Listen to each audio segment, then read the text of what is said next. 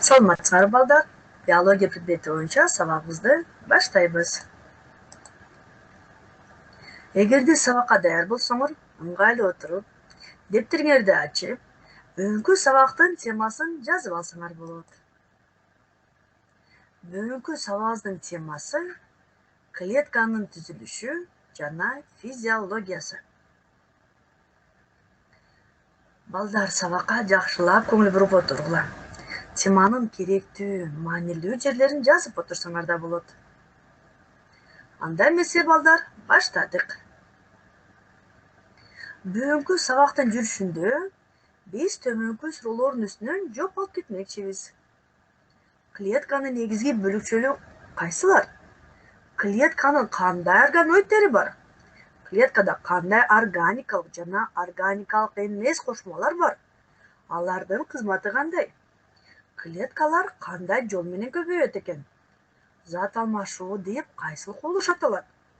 Өсүү, дүрүгүү касиеттери эмнени билдирет? Ушул суроолордун үстүнөн балдар биз жооп алып кетебиз бүгүн сабактын жүрүшүндө. Алгач өткөн сабакты кайталайлык. Биринчи суроо балдар. Адамда сүт эмүүчүлөр классына мүнөздүү болгон эмнеси бар? А. Диафрагмасы. Б. Дем алуу системасы. В. Мээ жана жүлүн. Г. Кан айлануу системасы. Ойлонуп көрөбүз балдар. Эстейбиз өткөн темабызды.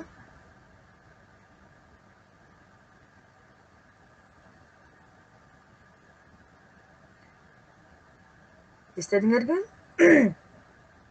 Эми иштейбиз балдар. Адамда сүт эмүүчүлөр классына мүнөздүү болгон диафрагмасы бар дегенбиз, Экинчи суроо. Адамды кайсы белги жаныбарлардан айырмалап турат? А. Перифериялык нерв системасынын өнүгүшү. Б. Эмбриондук өнүгүүсү. В. Кан айлануунун эки тегереги. Же болбосо жооп Г. С формасындагы омуртка тутумунун өрчүшү. Балдар, туура жооп албетте Г. С формасындагы омуртка тутумунун өрчүшү балдар. Бул адамды жаныбарлардан айырмалап турат. Азаматсыңар. Анда үчүнчү суроо балдар. Хоордалуулардын кайсы касиети адамга тандык? Биз билебиз, адам хоордалуулардын тибине кирет. Эми балдар, ошол хоордалуулардын кайсы касиети адамга тандык? А. Түйүн түрүдөгү нерв системасы. Б. Эмбриондун кекиртекте бакалоору бар болгону. В. Альвеоладан турган өпкө. Же болбосо Г. Резус факторлору окшоштугу. Кайсыл жоопту туура деп эсептейсиңер? Албетте туура жооп Б балдар. Эмбриондун кекиртекте бакалоолору бар болгону. Азаматсыңар, туура тапсаңар балдар. Төртүнчү суроо. Адамдын рудиментин тапкыла. Адамдын рудименти А. Мүмкүн көп эмчектүүлүгү. Б. Мүмкүн коюу чачы. В. Мүмкүн куйругу. Же болбосо Г. жообу аппендикси. Кайсыл жооп туура келет экен балдар? Адамдын рудименти аппендикс болуп саналат. Азаматсыңар балдар, туура жооп Г. Эми балдар, жаңы темага өттүк. Клетканын түзүлүшүнө силердин көңүлүңөрдү бурмакчымын. Адамдын организми көп клеткалуу жаныбарлардыкындай эле клеткалардан турат. Клетка бул тирүү организмдердин түзүлүшүнүн эң жөнөкөй бирдиги. Ар бир клетканын негизги бөлүкчөлөрү бар. Бул клетканын мембранасы, цитоплазмасы жана ядросу болуп саналат. Клетканы сыртынан каптап турган мембрана тандалуу өткөргүч балдар касиетке ээ. Белгилүү заттардын гана өтүшүн камсыз кылат. Клеткалардын арасында клетка аралык суюктук бар. Мембрананын эң негизги функциясы бул клетка менен клетка аралык заттардын ортосунда зат алмашууну, клеткалардын бири-бири менен байланышын камсыз кылуу болуп саналат. Белоктордон жана липидтерден турат. Ядро. Ядро бул клетканын эң маанилүү бөлүкчөсү. Анткени клетканын тиричилигин бардык процесстерин башкарат. Ал клетканын ортосунан орун алып, ички жана сырткы мембраналары бар эки катмарлуу кабыкча менен капталган. Ядронун ичерисинде ядро чөй жайгашат. Бөлүнө баштаган ядродо балдар мына слайдда көрсөк болот, хромосомалар көрүнө баштайт.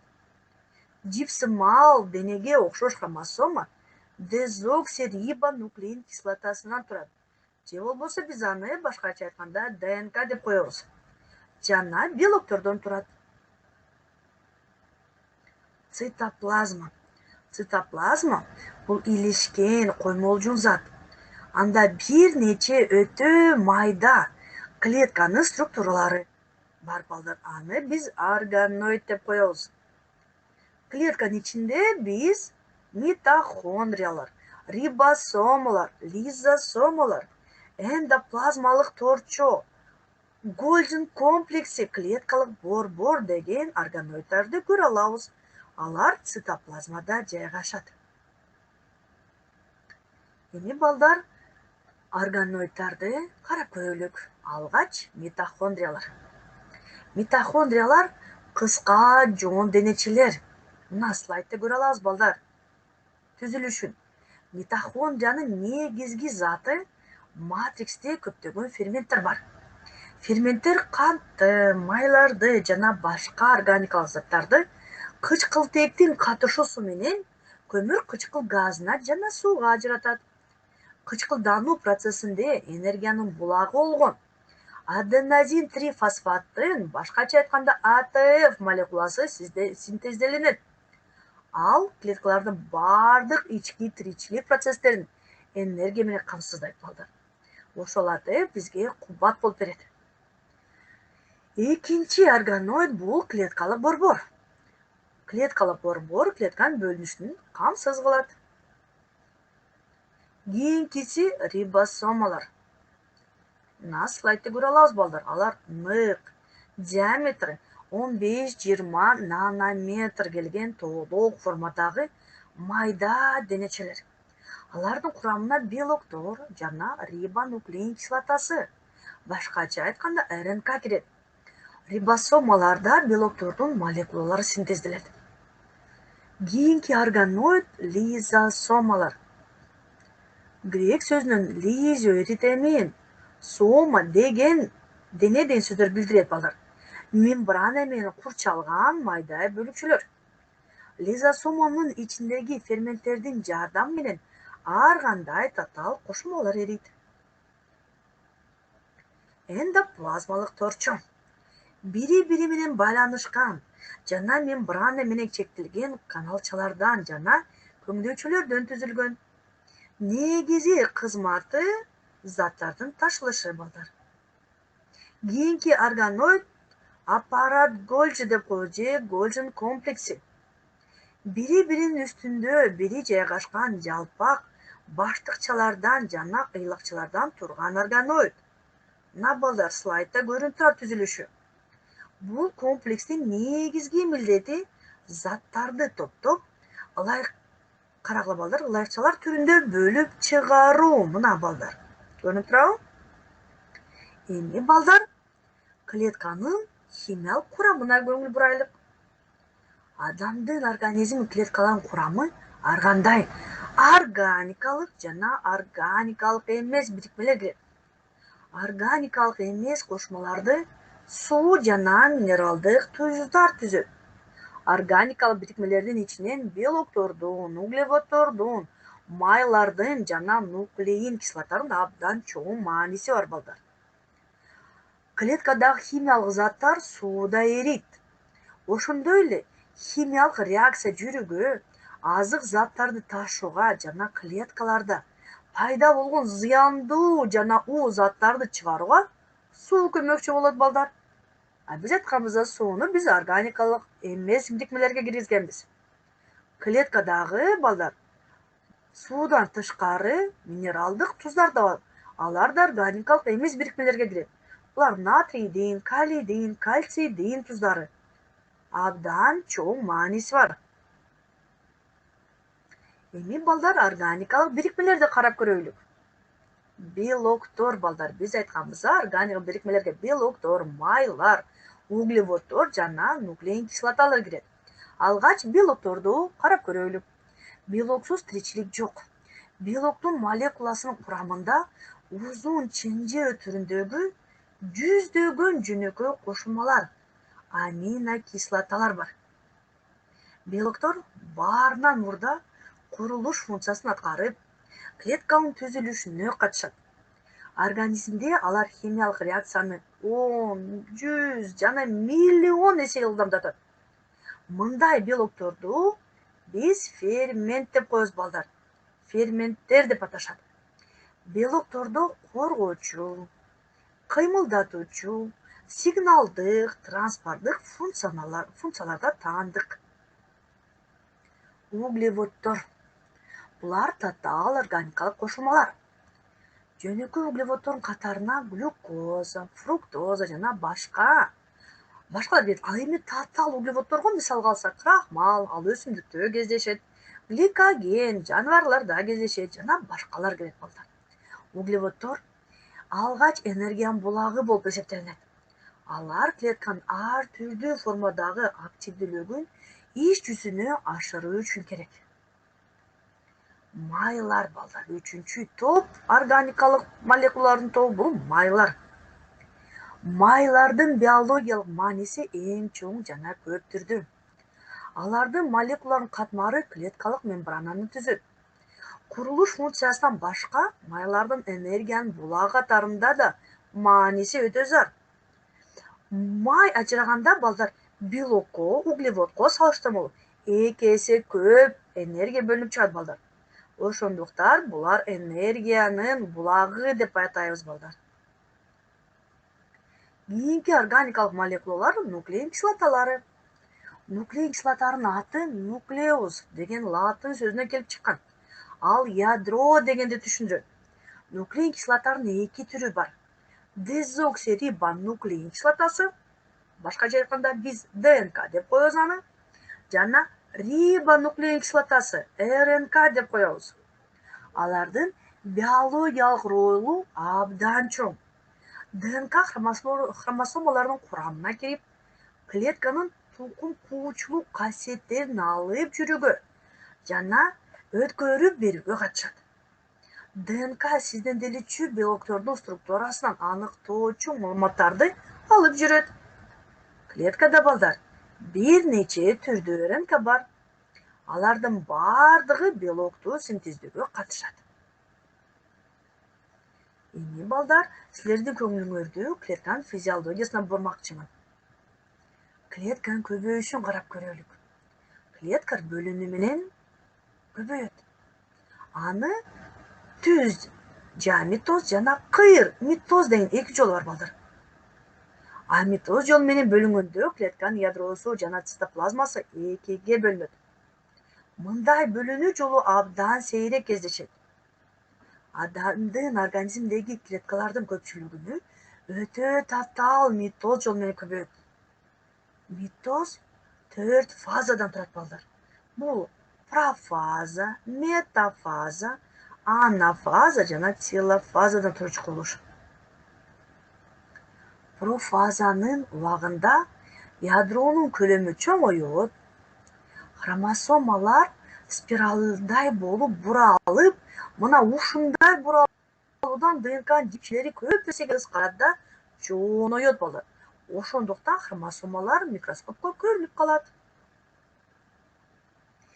Кийинки митоздун фазасы балдар, экинчи фазасы метафаза деп атайбыз. Метафазада иретсиз жаткан хромосомалар клетканын экваторуна жылып жетет да, бир мейкиндикте жайгашат. Үчүнчү митоздун фазасы анафаза дейбиз балдар. Хромосомалар клетканын уюлдарын көздөй ажырап жылышы башталышы Mitozdun 3-cü fazası anafaza dep ataladi. Mitozdun akırkı fazası telofaza. Telofazанын убагында клетканын уюлдарына жакындаган хромосомалардын буралуусу жазыла баштайт. Алар кайрадан бири-бири менен чырмалышкан узун жиптердин формасына ээ болот. Хромосомалардын тегерегинде ядро кабыкчасы пайда болот. Мына биз балдар слайдты көрө алабыз. Ядрочу калыптанат, цитоплазма бөлүнүп, ошонун натыйжасында эки жаңы клетка бири-биринен ажырап кетет. Бул клеткалар түзүлүшү жагынан энелик клеткага толук окшош болушат. Андан өлчөмүн кичине болгондугу менен гана айырмаланат. Эми балдар клетканын тиричилик касиеттери жөнүндө кеп коелук.